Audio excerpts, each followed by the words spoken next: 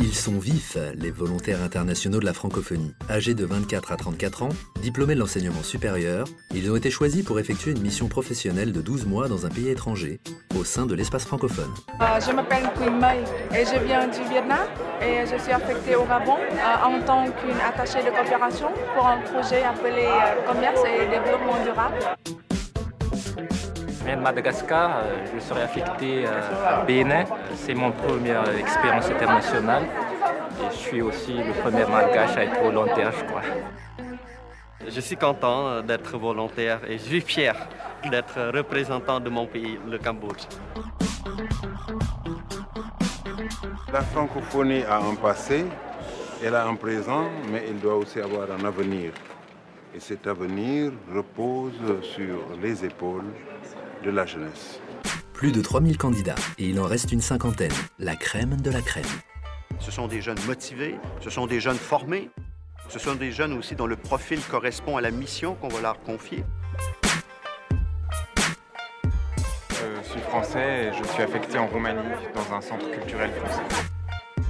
Je suis à Paris pour la session de préparation au départ pour ma mission du volontariat international de la francophonie au Burkina Faso. Et je compte vraiment leur montrer qu'ils n'ont pas eu tort de me faire confiance. Je me disais, il y a plus de 3000 personnes qui ont déposé. Je me suis dit, mais est-ce qu'il faut faire un miracle pour être retenu? En fait, je voulais ce poste-là. J'ai démissionné de mon emploi pour y aller. Parce que voilà, c'était vraiment ce que j'avais envie de faire. Visiblement, ils sont prêts. Mais à quoi? Qu'est-ce que le volontariat de la francophonie? On a, pendant un an, examiné ce que les autres institutions faisaient dans le monde, les Nations Unies, l'Union européenne, des partenaires bilatéraux, pour essayer de tirer le meilleur concept possible. La promotion 2011, on est arrivé à 19 nationalités représentées dans le cadre du programme. Ils sont envoyés dans 16 pays différents et ce sont des pays donc, de tout l'espace francophone. Ces structures d'accueil, elles sont en fait initialement des structures de la francophonie, de l'OIF, ou sinon des partenaires de l'OIF ou des opérateurs spécialisés de la francophonie. Vraiment leur permettre d'aller à la rencontre des autres, avant tout, se connaître soi-même et ensuite avoir confiance en soi pour revenir dans son propre pays et mener d'autres actions. Au départ de Paris, ils sont très motivés. Et sur place, comment ça se passe? Direction Ouagadougou au Burkina Faso, où 3 volontaires racontent le début de leur aventure.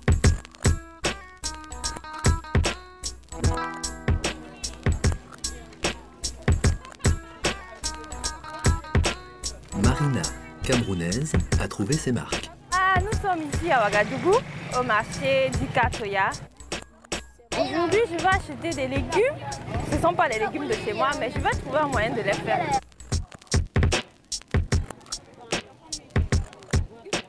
La première semaine, mon responsable m'a donné le temps de m'installer. Étant donné que j'arrive dans un pays où je ne connais personne, il faut que je puisse trouver une habitation.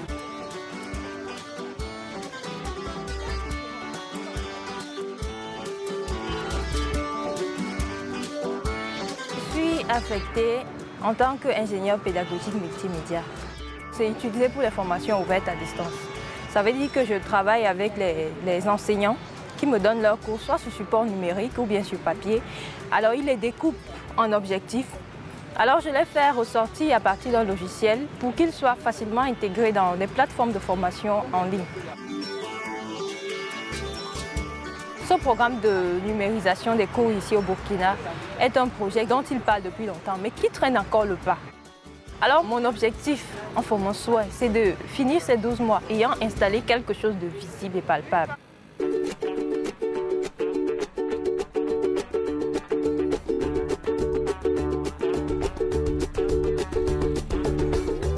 Toi, comme volontaire, tu as forcément une motivation qui est à 200%.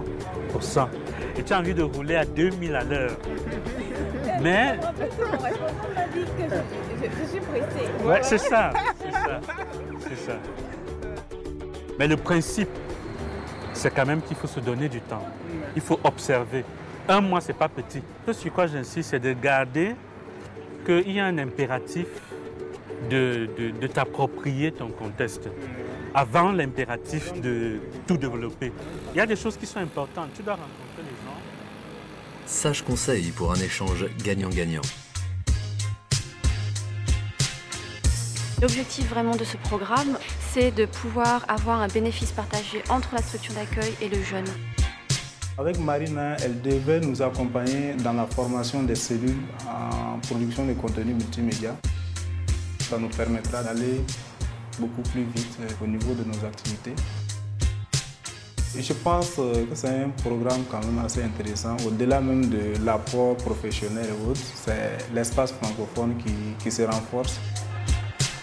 Voilà des jeunes qui, eux, veulent donner du temps aux autres, veulent construire quelque chose. On a intérêt, notre organisation, à soutenir justement cet enthousiasme-là.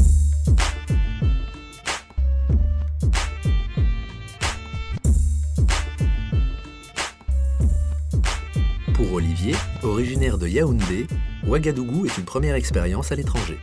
Et il est déjà actif sur le terrain.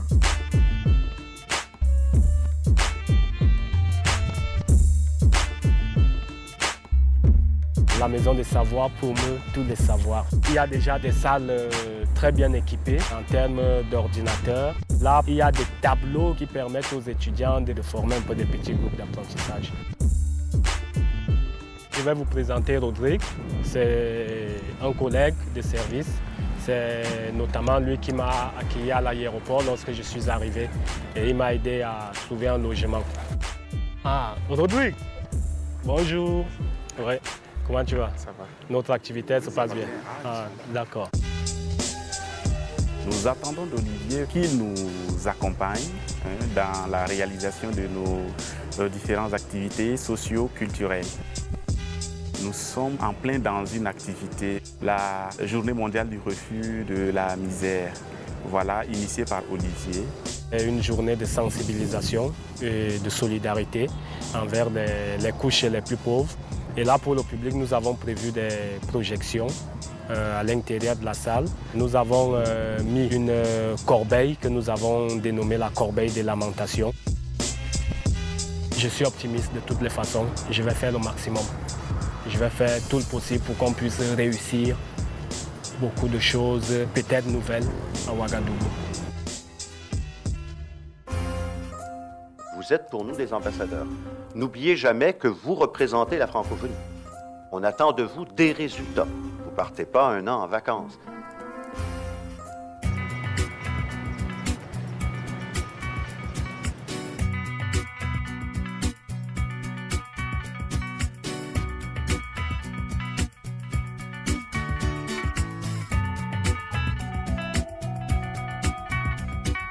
Je sors de chez moi à 7h15 pour être sûre d'être là-bas à 7h30, l'heure où je commence.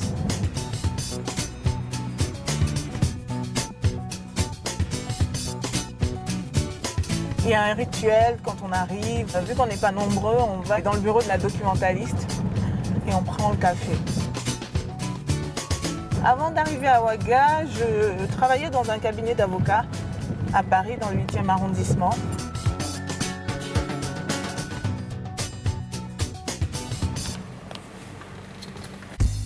Une Parisienne à Ouaga?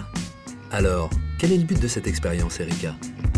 Le volontariat, pour moi, comporte deux aspects, l'aspect professionnel et l'aspect humain. Les usages professionnels ne sont pas les mêmes d'un pays à l'autre. Et forcément, les rapports humains n'ont rien à voir. Et on apprend toujours de nouvelles pratiques professionnelles.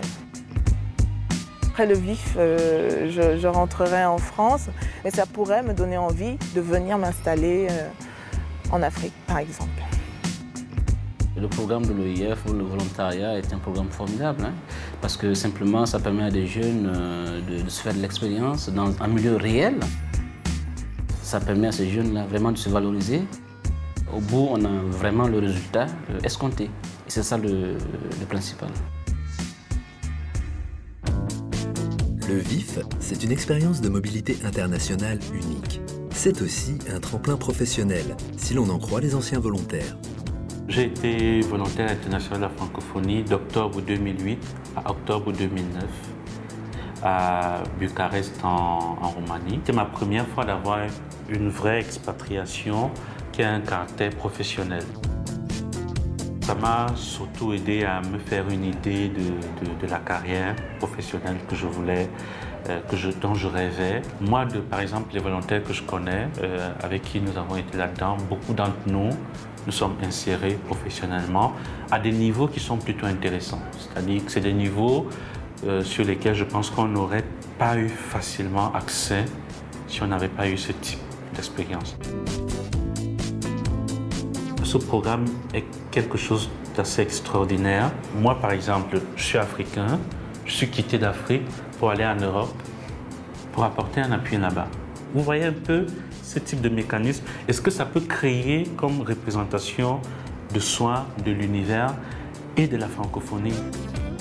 La francophonie, ce n'est pas qu'un mot, c'est un ensemble de valeurs, mais que je revendique, mais vraiment avec toute l'énergie possible. Ça y est, les 50 volontaires de la promo 2011 sont prêts et gardent un très bon souvenir de leur semaine de préparation à Paris. On est tous jeunes, en bonne santé, on va partager une superbe aventure avec la francophonie.